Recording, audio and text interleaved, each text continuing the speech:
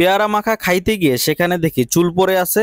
Mutton kacchi আনতে গিয়ে দেখি শুধু রাইস পড়ে আছে, এক পিস মাটনও নাই। কাঁকড়া আনতে গিয়ে দেখি এখানে এক পিস কাঁকড়াও নাই, শুধুমাত্র কাঁকড়ার হাত পা পড়ে আছে। এবং কি যতবার কোল্ড ড্রিঙ্কস খাইতে হয়েছে এখান থেকে আইসা ওয়ান টাইম কাপে নিয়ে যাইতে হয়েছে, কেননা তাদের বোতল দেওয়ার নাকি কোনো সিস্টেম নাই। দা ক্যাফেরিও মোহাম্মদপুর ব্রাঞ্চে খেতে গিয়ে এরকম বিব্রতিকর পরিস্থিতিতে পড়তে হবে সেটা কখনো কল্পনাও করতে পারি নাই। লিটারেলি কিছু মানুষ তো এখানে চিল্লাচিল্লি করে ঝগড়া পর্যন্ত লাগিয়ে দিয়েছিল, কেননা তাদের সার্ভিস এত পরিমাণ বাজে ছিল।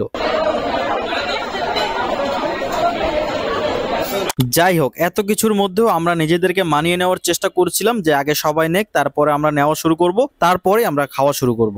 বাট যাই হোক, শত চেষ্টা করার পরেও আমি এই কথা বলতে পারছি না যে আই লাভ দ্য ক্যাফেরিও, বিকজ তাদের কথার কাজে আমি একটুও মিল পাই নাই।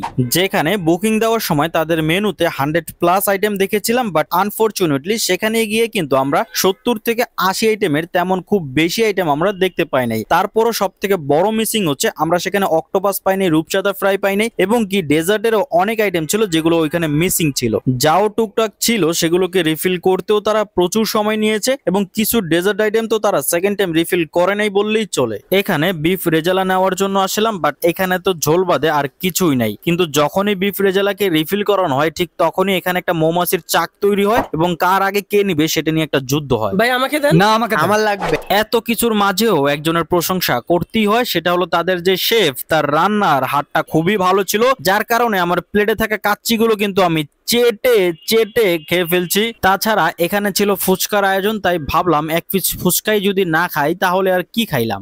I love you.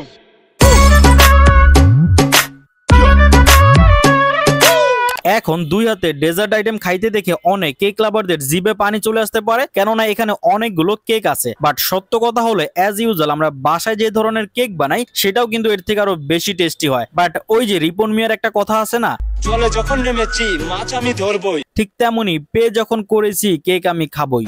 এছাড়াও এখানে বাচ্চাদের জন্য একটা বিশেষ আয়োজন ছিল, যেটা দেখে বাচ্চাদের মনে একটা অন্যরকম আনন্দ ফিল হয়েছে। বাট আপনি যদি এই পুতুল খেলা খেলতে চান তাহলে আগেই 100 টাকা তাদেরকে পে করতে হবে। তো এইটাই ছিল আমার 5ই আগস্টের দ্য ক্যাফেরিও মোহাম্মদপুর ব্রাঞ্চের বাফেট ডিনারের লাইভ এক্সপিরিয়েন্স, এবং যেটা হয়েছে একদম সত্য সেটাই আপনাদের সাথে শেয়ার করলাম। এখন আপনাদের ডিসিশন, আপনারা কি করবেন। আমি বলবো এখানে আগে সত্যটা জানুন, তারপরেই খেতে আসুন। टिंगना बेटी, अरे टिंगना बेटी, अरे टिंगना बेटी।